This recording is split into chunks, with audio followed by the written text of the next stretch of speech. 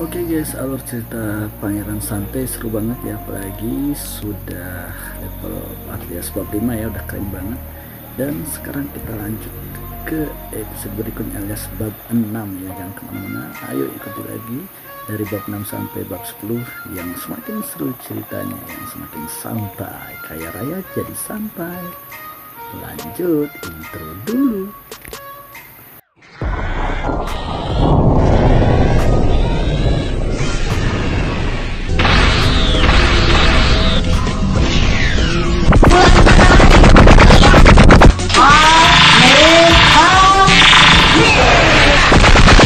Naga sejati dan jiwa semesta.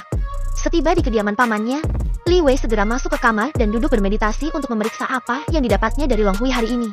Kekuatan dari Long Hui membuat tubuhku lebih baik. Menurut informasi yang kudapatkan, kondisi tubuhku adalah tubuh naga sejati. Masih butuh banyak latihan dan beberapa kali menyerap inti buah persik abadi untuk menyempurnakannya. Gumam Li Wei. Sekarang aku akan memeriksa lautan jiwaku. Kata Long Hui, karena aku memiliki jiwa semesta bawaan. Aku akan lebih mudah menyerap banyak kekuatan elemen berbagai jenis dan mengolahnya menjadi kekuatanku sendiri membentuk elemen baru yang lebih kuat. Hanya saja dengan ranahku saat ini masih terbatas 3 elemen saja dari 7 elemen yang mampu kuolah. Desah Li Wei. Ya, setidaknya ini sudah cukup baik kan? Setidaknya aku tidak repot-repot berusaha kalau ada yang memberiku kekuatan secara cuma-cuma. Nikmat dewa mana lagi yang kau dustakan? Li Wei, bersyukurlah. Ucap Li Wei bersyukur dalam hati. Mungkin Long Hui serta orang lain akan muntah darah karena kesal mendengar apa yang diucapkan Li Wei. Tidak mudah membentuk elemen. Seorang jenius biasanya hanya mampu membentuk 2 hingga 3 elemen dengan susah payah dan membutuhkan waktu setidaknya 10 sampai 15 tahun pelatihan. Sementara Li Wei di usianya yang baru 14 tahun sudah dapat membentuk 3 elemen tanpa susah payah. Yosh, sekarang, ayo kembali semangat untuk bersantai menikmati hidup. Ucapnya penuh semangat sambil mengepalkan tangannya ke atas. Li Wei beranjak keluar dari kamarnya bersamaan dengan kedatangan Paman Li memberitahunya tentang undangan jamuan makan malam di aula utama. Li Wei mengucapkan terima kasih dan memanggil Juling dan Jufei untuk turut bersiap mengikutinya ke jamuan makan malam. Li Wei datang diikuti oleh Juling dan Jufei di belakangnya. Li Wei mengenakan setelan berwarna putih kesukaannya dengan sedikit warna biru di bagian kerah. Ikat pinggangnya berwarna biru gelap dengan bordiran perak. Rambutnya sebagian diikat ke atas dengan pita berwarna putih.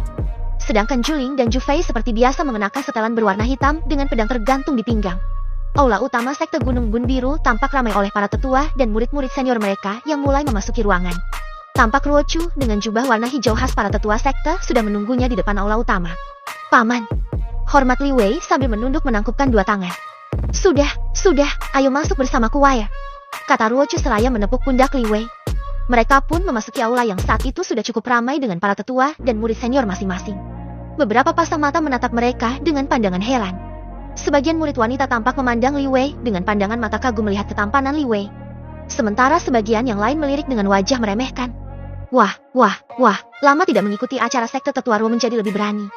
Membawa orang asing dalam acara internal sekte. Bukankah itu melanggar aturan? Terdengar salah satu tetua menyindir Ruochu. Ia adalah tetua Wang. Dia datang dengan didampingi keponakan sekaligus murid seniornya, Wang Ming. Oh, tetua Wang rupanya. Apa kabarmu? Li Wei sudah bukan orang asing di sini. Tadi siang bukankah kamu sudah bertemu dengannya bersama para tetua lainnya di sini? Dia adalah keponakanku. Dia datang ke perjamuan malam ini karena diminta oleh tetua Huo untuk hadir supaya bisa bertemu tetua Luo hari ini. Jawab Ruochu santai. Cih, jangan karena kau jadi tetua termuda kesayangan ketua kau berhak membawa-bawa namanya untuk memasukkan sembarang orang ke sekte kita. Apa kau ada niat tidak baik? Ejek tetua Wang sinis. Selama ini, tetua Wang sangat iri dengan kedekatan tetua Luo dan tetua Huo dengan Ruochu. Dia takut kelak posisi ketua sekte akan diwariskan kepada Ruochu karena kedekatan mereka. Selain itu, selama ini dia juga berusaha dengan segala cara agar keponakannya Wang Ming bisa diangkat sebagai murid langsung tetua Huo. Namun tindakannya selalu digagalkan oleh Ruochu yang membuatnya makin membenci Ruochu. Kau! Ruochu mendesis marah dan hendak meninju tetua Wang yang menampakkan wajah sombongnya, tapi dicegah oleh Li Wei. Dengan sedikit membungkuk member hormat Li Wei berucap, "Salam tetua Wang. Saya Li Wei, keponakan Paman Ruochu. Saya bisa saja keluar dari aula ini sekarang. Tapi seandainya tetua Huo mempertanyakan ketidakhadiran saya, apakah tetua Wang bersedia bertanggung jawab? Saya pastikan hadiah Lotus Es dari ayah saya yang sedianya akan saya sumbangkan ke sekte akan saya bawa kembali pulang bila saya diusir dari tempat ini. Bila tetua Wang siap bertanggung jawab, saya akan pergi saat ini juga." Li Wei tersenyum. Paman Ruochu yang mendengar ucapan Li Wei dan secara refleks mengacungkan jempol ke arah Li Wei dengan senyum lebar. Hanya sebuah hadiah kecil berupa Lotus Es saja sudah begitu sombong kau bocah. Seru Wang Ming mengejek. Berbeda reaksi dengan Wang Ming. Sebagian orang yang hadir saat itu langsung gempar mendengar tentang Lotus Es. Lotus Es? Ini, tidak salah dengar kan? Astaga, dia memberikan Lotus Es sebagai hadiah. Itu adalah tanaman langka yang harganya selangit.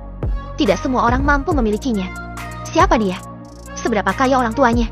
Sekte kita pasti sungguh beruntung bisa menerima hadiah Lotus Es yang langka ini. Tetua Wang sudah gegabah mengusir anak ini.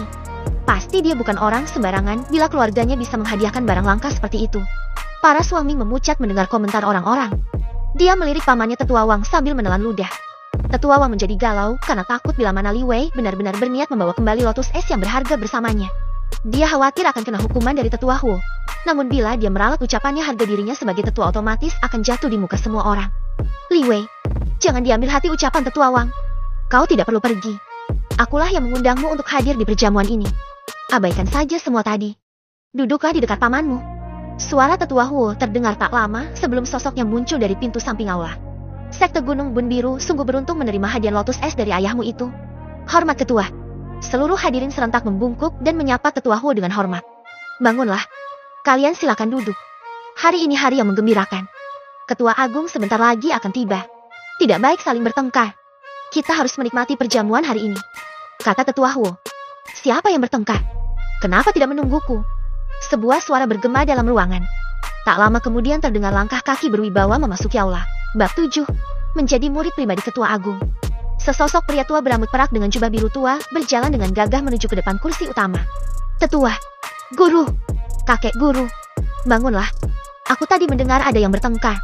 Siapa itu? Aku tidak melewatkan tontonan serukan, tanya Tetua Luo Yanji. Aduh kakak, kau sama sekali masih tidak berubah. Benar-benar tak punya wibawa sama sekali kalau bicara, keluh Tetua Huo dalam hati. Ya, Luo Yanji adalah kakak seperguruan Tetua Huo. Sejak mereka masih muda, Luo Yanji sifatnya sangat kekanak-kanakan, usil dan tidak pernah diam. Sementara Ho Xingyu lebih dewasa dan ramah walaupun usianya lebih muda dari kakak seperguruannya itu. Tidak ada yang bertengkar, cuma salah paham biasa. Sudahlah, lebih baik kita mulai saja perjamuannya. Selamat untuk Ketua Agung karena telah mencapai ranah Dewa Prajurit. Mari kita bersulang, semoga sekte Gunung Bun Biru akan lebih kuat dan berjaya di masa depan, kata Tetua Huo sambil mengangkat gelas untuk bersulang bersama semua orang. Mereka lalu makan dan minum sambil bercerita dan tertawa bersama menikmati perjamuan itu. Tanpa disadari semua orang diam-diam Ketua Agung alias Tetua Luo terus memperhatikan Li Wei yang saat itu duduk di samping pamannya di sisi kanan kursi utama. Li Wei menyadari tatapan Tetua Luo namun tetap santai dan mengabaikannya seolah-olah tidak terjadi sesuatu. Bocah, sekarang keluarlah ke halaman samping. Aku ingin berbicara berdua denganmu. Jangan lama-lama. Aku menunggumu, kata Tetua Luo melalui telepati. Dan segera menghilang dengan cepat dari aula. Hai Mbah, Pak Tua ini sungguh merepotkan. Minta dikerjain nih. Batin Li Wei tersenyum nakal. Di halaman samping aula, Tetua Luo sudah berdiri menunggu Li Wei di bawah pohon willow yang berada di sisi kiri, agak jauh dari aula utama. Sengaja dia memilih tempat ini supaya tidak ada orang yang akan mendengar pembicaraannya dengan Li Wei. Jalanmu seperti siput anak muda. Kenapa kau lama sekali? Ucap Tetua Luo tak sabar demi melihat Li Wei yang berjalan dengan sangat santai menuju ke arahnya. Kenapa suat Pak Tua? Oh maaf, apa harus kupanggil Ketua Agung Luo? Katanya sembari menangkupkan kedua tangan memberi hormat. Kau masih ingat janjimu kan? Jangan ceritakan apapun yang kau lihat hari itu di air terjun, kata Tetua Luo sedikit mengancam. Sejak kapan aku berjanji? Dan kenapa aku harus menurutimu? Kau bukan ayahku, juga bukan kakekku. Ayah dan kakekku tidak mesum sepertimu, goda Li Wei sambil tersenyum nakal. Kau bocah tengik. Siapa yang kau sebut mesum? Hah? Baiklah. Sebutkan apa keinginanmu. Selama aku bisa melakukannya, aku akan memenuhinya. Asalkan kau tidak membuka rahasiaku, kata Tetua Luo dengan wajah masam. Keinginanku ya? Li Wei pura-pura berpikir serius. Aku ingin minta bantuanmu untuk membuatku mencapai ranah Dewa Prajurit sepertimu dalam waktu kurang dari 10 tahun. Kau tidak bercandakan, bocah bau? Dengan tingkat kultivasimu saat ini akan makan waktu yang sangat lama. Aku atau kau belum tentu masih hidup saat itu, kata Tetua Huo keheranan. Menurutnya sungguh tak masuk akal mencapai ranah Dewa Prajurit dalam waktu kurang dari 10 tahun dengan tingkat kultivasi Li Wei saat ini masih di ranah pemula ki tahap akhir. Karena dirinya sendiri pun butuh waktu lebih dari 200 tahun untuk sampai di ranahnya saat ini. Aku lupa sesuatu. Pantas saja kau tidak melihatnya Pak Tua. Aku akan menunjukkan tingkat kultivasiku yang sesungguhnya padamu, kata Li Wei sambil menepuk jidatnya karena baru menyadari sesuatu. Segera Li Wei membuat segel gerakan tangan dan merapalkan sesuatu. Bam! Seketika aura pemahaman Dao inti milik Li Wei pun keluar dan membuat Tetua Luo sangat terkejut. Cukup bocah. Sembunyikan lagi auramu. Perintah Tetua Luo dengan dahi berkeringat karena tidak ingin membuat kegemparan di sekte akibat aura Li Wei yang mengular keluar. Demi surga, bocah ini sangat jenius. Jauh lebih jenius dibanding semua anak jenius di luar sana. Di usia semuda ini sudah mencapai ranah pemahaman Dao inti. Ya dewa, entah ini keberuntungan atau kesialan bagi sekte Gunung Embun Biru. Tapi aku tidak bisa melewatkan kesempatan untuk menjadi pembimbing yang mencapai puncak kultivasi, ucapnya dalam hati. Baiklah bocah, aku akan membantumu. Tapi kau harus menjadi murid pribadiku. Karena aku tidak bisa membantumu bila kau bukan muridku, kata Tetua Luo sambil tersenyum. Li Wei berpikir sejenak dengan wajah serius, lalu menjawab. Aku setuju Pak Tua. Tapi aku juga mengajukan 3 syarat. 1. Aku tidak harus terus-menerus berada di sekte Gunung Embun Biru karena statusku saat ini adalah pangeran di kerajaan Tianxin. Hanya Paman Ruochu dan Tetua Ho yang tahu identitas asliku. Kuharap kau jangan sebutkan identitasku selain kepada mereka. Syarat kedua, aku berhak memilih apa yang ingin kupelajari. Aku boleh menolak bila aku tidak ingin mempelajari sesuatu. Yang terakhir, jangan katakan kepada siapapun mengenai ranah kultivasiku yang sesungguhnya. Kalau kau bisa mengikuti ketiga syaratku tadi, aku bersedia menjadi muridmu. Jadi kau adalah pangeran kerajaan Tianxin? Pantas saja ayahmu begitu murah hati memberikan lotus es yang sangat langka dan mahal sebagai hadiah sekte kami, kata Tetua Luo kagum.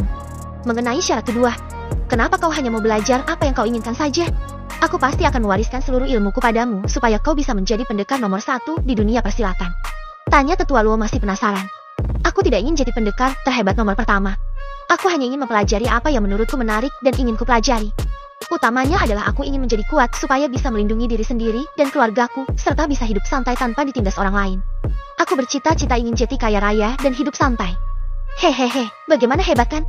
Kata Li Wei menyombongkan diri. Tetua Luo ingin muntah darah mendengarnya. Baru kali ini aku bertemu orang yang sangat aneh. Punya peluang menjadi yang terhebat, tapi malah cuma bercita-cita ingin kaya raya dan hidup santai. Ya dewa, apa dia masih manusia normal? Bagaimana Pak Tua? Apakah kau setuju dengan syarat yang kuajukan? Tanya Li Wei menyadarkan lamunan Tetua Luo. Baiklah. Aku setuju. Mulai saat ini, kau adalah murid pribadiku, jawab Tetua Luo. Li Wei segera berlutut dan melakukan penghormatan. Guru, sudah, bangunlah. Ini adalah rencana giokku. Simpanlah dengan baik. Besok pagi aku menunggumu di kediamanku, kata Tetua Luo sambil menyerahkan sebuah lencana giok berwarna emas berukirkan kata Luo pada Li Wei. Terima kasih Pak Tua, kata Li Wei senang. Dasar bocah tengik. Bisa-bisanya memanggil gurunya dengan Pak Tua. Untung aku bukan orang tua yang perhitungan. Sudahlah, besok pagi datang ke kediamanku. Kita akan mulai berlatih, kata Tetua Luo sambil berlalu. Muridku, jangan lupa bawa hadiah untukku ya, hahaha. Imbuhnya dengan tawa menggema walaupun sosoknya sudah menghilang dari pandangan. Cih, dasar Pak Tua gila, ternyata masih terpikir minta hadiah juga dari muridnya. Nasib. Li Wei menggerutu kesal. Bab 8. Langkah angin. Keesokan paginya Li Wei sedang bersiap-siap untuk sarapan bersama Ruochu sebelum berangkat ke kediaman Tetua Luo. Wah ya, hari ini kau bisa mengikuti seleksi murid Gunung Embun Biru. Bilang kau beruntung lolos seleksi sebagai murid dalam. Mungkin kau beruntung untuk dipilih oleh salah satu tetua menjadi murid langsung mereka, kata Ruochu sambil menyuapkan sayur dan nasi ke mulutnya. Tidak mau, sahut Li Wei cuek sambil terus mengunyah makanannya. Klek. Ruochu berhenti makan seketika. Wah ya, apa maksudmu? Bukankah kau sudah berjanji pada ibumu untuk berlatih kultivasi dan menjadi lebih kuat? Mengapa kau menolak? Tanya Ruochu sambil menatap Li Wei kesal. Karena aku sudah punya guru, Paman. Jadi untuk apa aku mengikuti seleksi lagi? Bukankah para calon murid baru itu akan sangat berterima kasih bila aku tidak ikut seleksi? Karena itu berarti aku sudah berbuat baik memberikan mereka kesempatan dengan berkurang satu orang saingan mereka. Jelas Li Wei dengan santai. Kau sudah punya guru? Kapan? Siapa? Kenapa Paman tidak tahu? Tanya Ruochu keheranan. Bukankah mereka baru tiba kemarin? Dan Li Wei hanya menyapa Tetua Huo dan yang lainnya di aula kemarin. Kapan Li Wei diangkat menjadi murid? Ruochu tidak menemukan jawaban yang tepat walaupun dia sudah mencoba mengingat dengan keras. Namun hasilnya tetap nihil.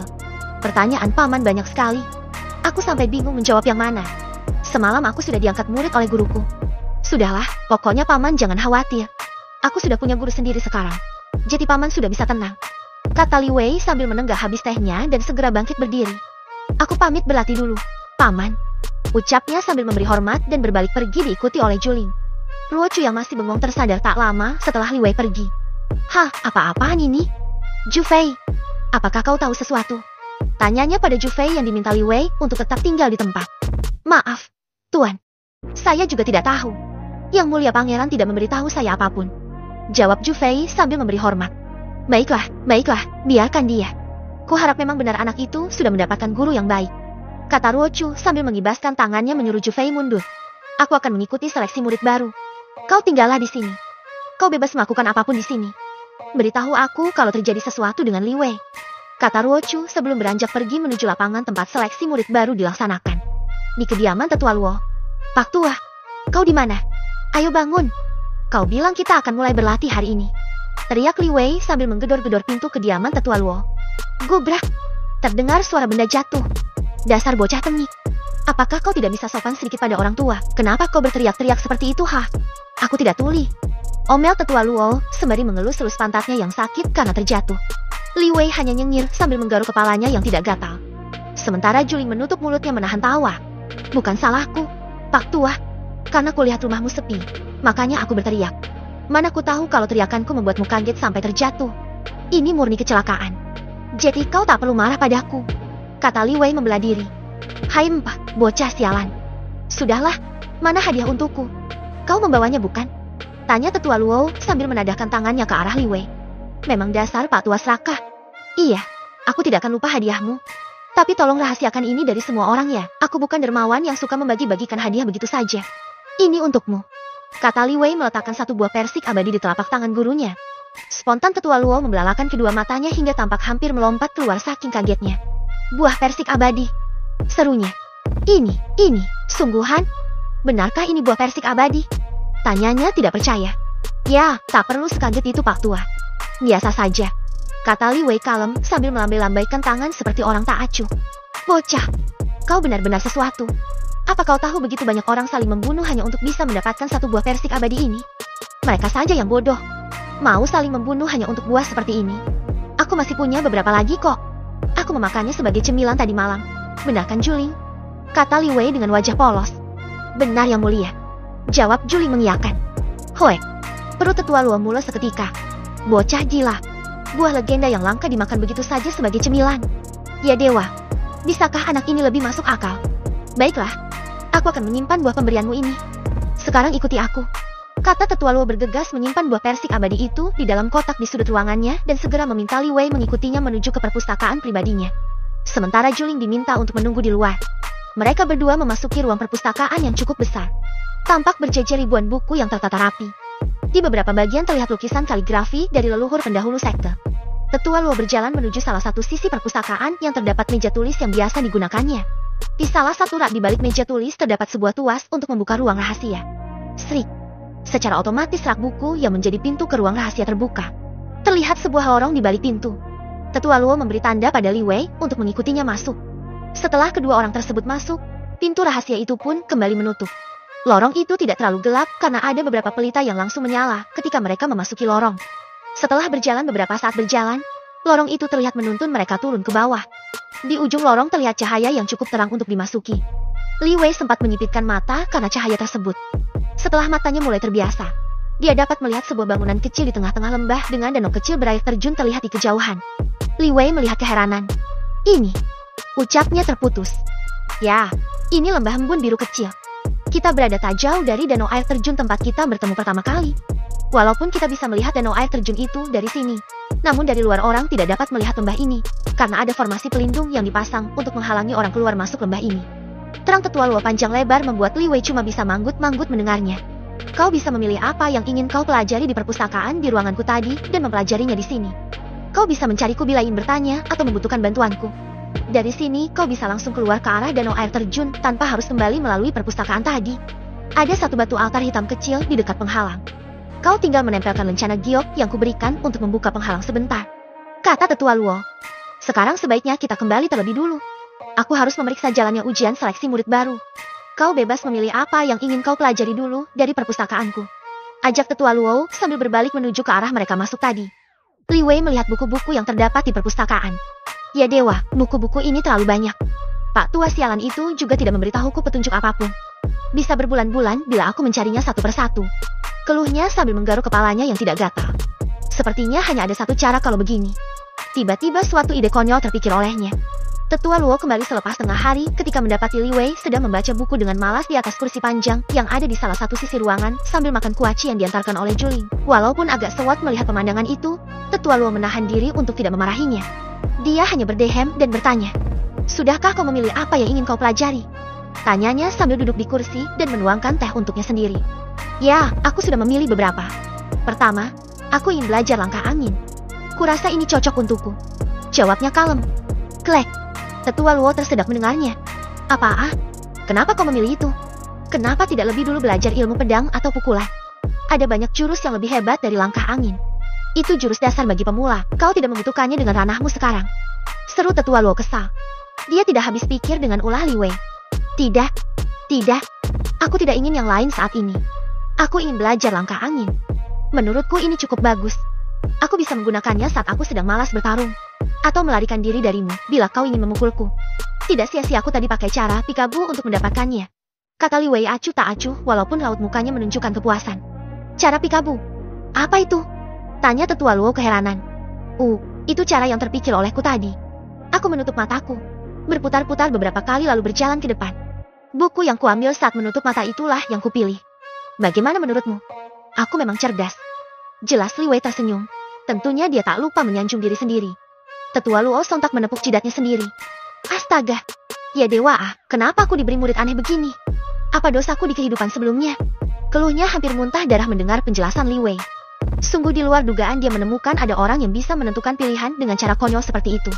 Setelah menghela nafas beberapa kali, Tetua Luo hanya bisa pasrah dengan pilihan Li Wei mengingat dia sudah menyetujui syarat kedua Li Wei saat menjadikannya sebagai murid, yaitu bebas memilih apa yang ingin dipelajarinya.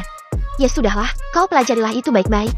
Setelah kau selesai mempelajarinya, temui aku," katanya pasrah. "Baiklah guru, aku akan menemuimu setelah aku selesai mempelajarinya," kata Li Wei cepat. "Aku kembali dulu, Pak Tua. Jangan lupakan buah persik abadimu," sambungnya sembari mengedipkan mata. "Dah," teriaknya melambaikan tangan sambil berlari keluar kediaman. Juling pun tergopoh-gopoh mengikutinya dari belakang. Tetua Luo memijit kepalanya yang mendadak pusing melihat perbuatan Li Wei. "Sabarlah Luo Yanji, kau bisa mati lebih cepat kalau kau emosi dengan bocah bodoh itu. Kau belum menyerap khasiat buah persik abadimu. Jangan mati dulu," gumamnya menghibur diri. Bab 9. Siapa guru bodoh itu? Sejak bereinkarnasi, Li Wei beruntung diberi ingatan pengetahuan dari kehidupan sebelumnya. Dia juga memiliki kemampuan untuk menyerap pengetahuan dan informasi serta memahaminya dengan cepat. Sehingga dalam waktu 2 hari kitab langkah angin sudah sepenuhnya dia kuasai. Saat ini dia sedang berlatih langkah angin bersama Juling sebagai lawan latihannya di halaman kediaman Rochu. Li Wei meminta Juling menyerangnya dengan kekuatan penuh menggunakan pedang.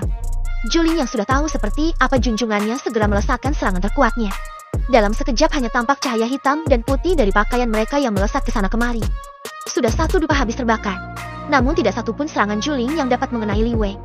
Malah wajah Juling tampak lucu dengan coretan tinta.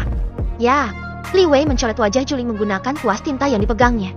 Li Wei yang masih tidak puas masih sempat memanggil Ju Fei untuk masuk ke dalam pertarungan melawannya sambil mengoleskan tinta pada kuas yang dipegangnya.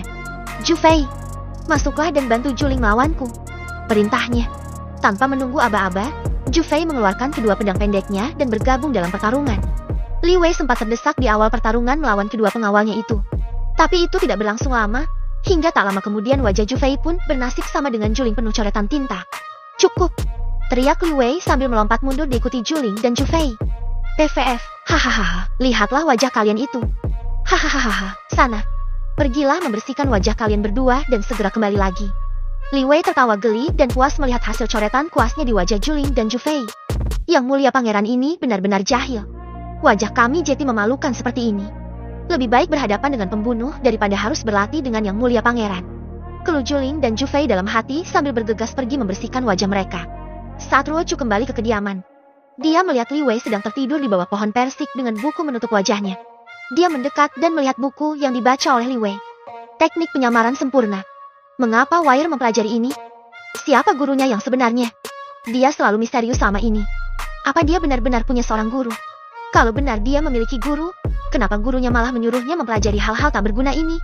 Pikir Ruochu dalam hati. "Wire, bangun, mengapa kau tidur di sini?" Ruochu mengguncang-guncang tubuh Li Wei untuk membangunkannya. "Ah, paman sudah datang. Maaf aku terlalu lelah hingga tertidur," jawab Li Wei sambil mengucek-ucek matanya yang tampak mengantuk. "Apanya yang lelah?" Tadi yang mulia pangeran cuma melompat-lompat dan berlarian menghindar dari seranganku dan Jufei, batin Juling yang mendengar ucapan Li Wei. Ayo kita masuk ke dalam. Jufei, minta Paman Li menyiapkan makanan untuk kita. Ajak Ruochu kepada Li Wei sambil meminta Jufei melakukan perintahnya. Wah ya, siapa sebenarnya gurumu? Kenapa dia membiarkanmu mempelajari hal-hal yang tidak penting? Kemarin jurus langkah angin, sekarang teknik penyamaran. Kenapa kau tidak belajar ilmu pedang atau yang lain yang lebih berguna? Cecar Ruochu saat mereka sudah duduk di ruang tamu kediamannya. Sambil menuangkan teh untuk pamannya dan dirinya sendiri, Li Wei tersenyum sambil berkata kalem. Aku yang menginginkannya, Paman. Dan guru juga tidak pernah melarangku untuk belajar apa yang aku sukai atau aku inginkan. Karena ini memang salah satu syarat aku mau menjadi muridnya saat itu. Braak. Ruochu sontak berdiri sambil menggebrak meja hingga Li Wei kaget dan cangkir di atas meja tumpah. Apa? Siapa guru bodoh itu? Bagaimana bisa dia melakukan itu? Kau kuajak ke sekte agar dapat belajar kultivasi lebih baik dan menjadi lebih kuat. Bukan untuk belajar hal-hal tidak berguna. Teriaknya penuh emosi. Akulah gurunya. Apa menurutmu aku ini guru yang bodoh? Hah? Terdengar suara seseorang dari luar pintu depan. Seorang pria tua berambut perak dengan jubah luar berwarna biru melangkahkan kaki masuk ke dalam. Guru, kata Li Wei sambil menangkupkan tangan memberi hormat. Hormat Ketua Agung. Guru. Raut kebingungan nampak di wajah Ruochu melihat kedatangan Tetua Luo dan sikap yang ditunjukkan Li Wei. Benar, Paman. Tetua Luo adalah guruku. Itu sebabnya aku tidak ikut ujian seleksi murid kemarin. Terang Li Wei setelah mempersilahkan Tetua Luo duduk dan menyuguhkan teh. Maafkan aku Tetua, tapi ini sungguh sulit kupercaya. Sejak kapan Tetua ingin mengangkat keponakanku Wire menjadi muridmu? Dan mengapa kau membiarkan Wire belajar sesukanya? Tanya Ruochu masih sulit percaya. Aku memintanya untuk menjadi muridku sejak kita bertemu di aula utama. Kupikir dia sepertinya cukup pintar dan berbakat, sehingga cocok menjadi muridku. Aku menyetujui syarat yang dia ajukan sebelum menjadi murid, yaitu dia bebas belajar apa yang dia inginkan dan dia tidak harus selalu berada di sekte, mengingat identitasnya sebagai pangeran di kerajaan Tianxin. Tetua Luo menjelaskan dengan singkat tanpa menyebutkan tentang kesepakatan sebenarnya dengan Li Wei. Aku bisa lega sekarang setelah mengetahui hal ini.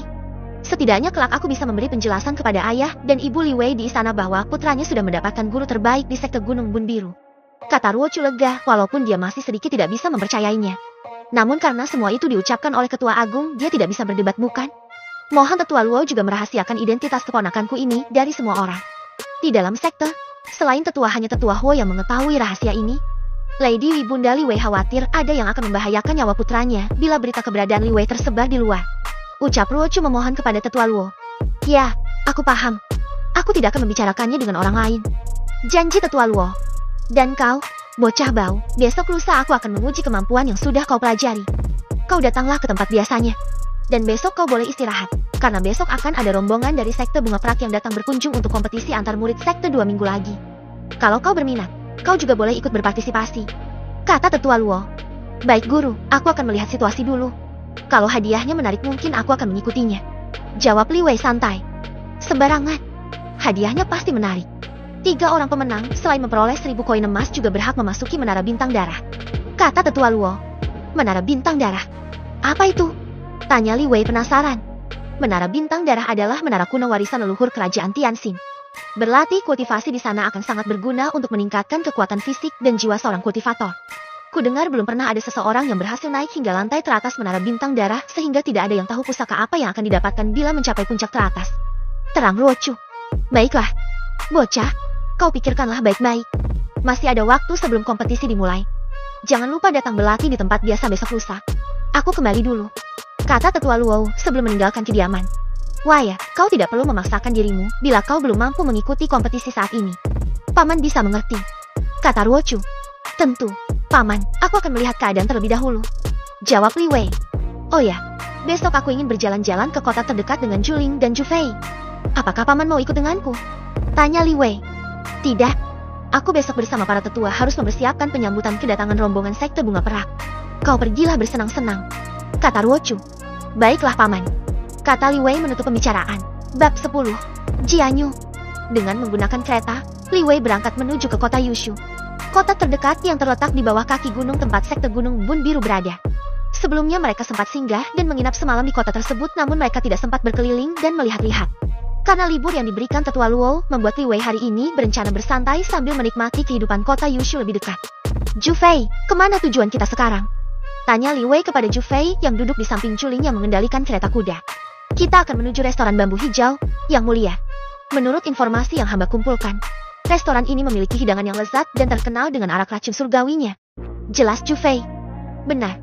Juling sudah mencari informasi tempat-tempat yang bisa mereka kunjungi sesuai kegemaran junjungannya itu. Kedua pengawal itu sangat paham jika Li Wei sangat menyukai makanan dan anggur yang enak. Seringkali junjungannya itu diam-diam keluar istana hanya untuk berjudi atau berkunjung ke rumah bordil hanya untuk menonton pertunjukan tarian, mendengar pendongeng atau musisi terkenal sambil makan dan minum arak bersama kedua sahabatnya, Tuan Muda Lian dan Tuan Muda Wei. Kedengarannya menyenangkan. Ayo kita ke sana, kata Li Wei bersemangat. Sementara itu, beberapa orang dengan baju seragam sebuah sekte berwarna putih dan ikat pinggang berwarna coklat pada tampak memasuki gerbang desa Yushu. Mereka menuju restoran bambu hijau. Ketua, apakah sekte Gunung Bun Biru masih jauh dari sini? Kata Chen Fen, salah seorang berseragam sekte tersebut. Ya, mereka adalah rombongan dari sekte bunga perak. Sekitar 3 jam perjalanan bila menggunakan kereta dari sini. Sahut Lindong tanpa menunggu jawaban dari ketua sektenya, Lai Yuanfeng. Kita beristirahat sebentar di sini. Setelah makan, kita akan segera melanjutkan perjalanan, kata ketua Lai Yuanfeng. Setelah makanan yang mereka pesan datang, rombongan pun langsung menyantap makanan tersebut dengan lahap. Li Wei memasuki restoran bambu hijau diikuti oleh Juling dan Jufei setelah menitipkan kereta kuda mereka pada penjaga di depan restoran. Mereka memilih salah satu meja kosong di sudut ruangan dan memesan hidangan terbaik dan 2 guci arak racun surgawi. Kau benar Jufei. Arak racun surgawi memang harus diacungi jempol. Pantas disebut salah satu arak terbaik. Ingatkan aku untuk membeli beberapa guci lagi untuk dibawa pulang. Paman Ruochu dan Pak Tua Gila itu pasti juga menyukainya, kata Li Wei sambil menenggak arak yang ada di gelasnya. Makanannya pun cukup enak. Tuan, nanti kita juga bisa mencicipi kue bulan purnama yang ada di toko Hongyi. Kudengar dari orang-orang, kuenya sangat terkenal di sini, kata Jufei. Li Wei menjawab dengan menganggukkan kepalanya. Saat itu terjadi keributan di salah satu meja. Brak, pelayan, kenapa kau ada lalat di dalam sup yang aku pesan? Bukankah restoran kalian adalah restoran nomor 1 di kota ini? Sungguh disayangkan, beraninya kalian menyajikan makanan menjijikan seperti ini kepadaku. Teriak seorang lelaki berwok berbadan kekar dengan marah sambil menggebrak meja.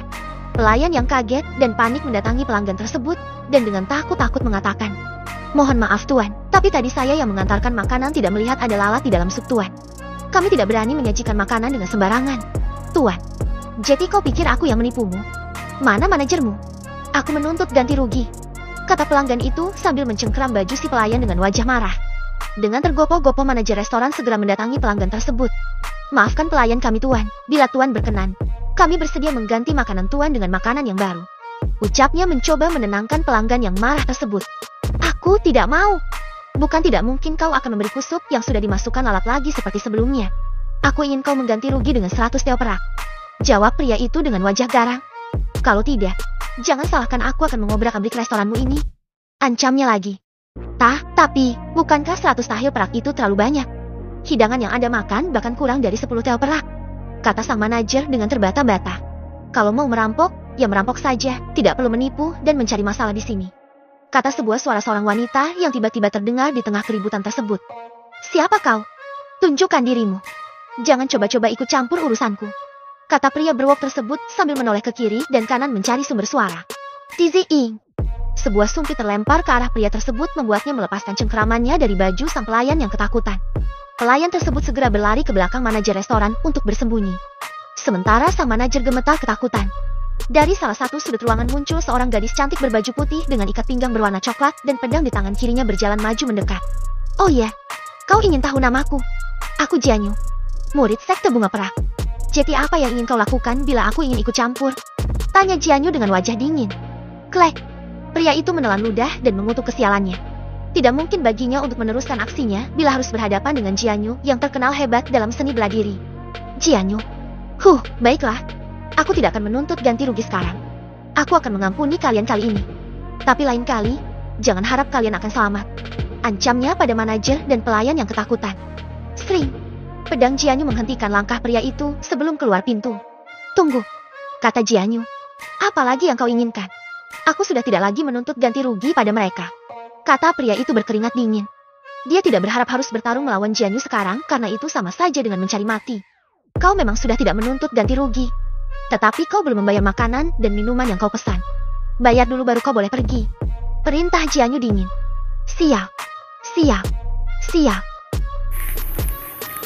Oke guys, itu dia sampai ke bab 10 ya. Bab berikutnya kita lanjut di video berikutnya. Jangan lupa like and subscribe dan komen ya. Bye bye.